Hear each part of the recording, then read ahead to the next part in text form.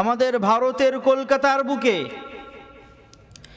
বাংলাদেশের অন্তর্বর্তীকালীন সরকার professor doctor Mohammad ইউনূসের মূর্তি বানিয়ে, তার মূর্তিকে অসুর বানিয়ে পুজো মণ্ডপে দুর্গা পূজায় তার মূর্তিকে ব্যঙ্গ করা হচ্ছে। বড় দুঃখ লাগে, কষ্ট লাগে। তিনি একজন মুসলিম নেতা, তিনি একজন ইসলামিক দেশের রাষ্ট্রপ্রধান।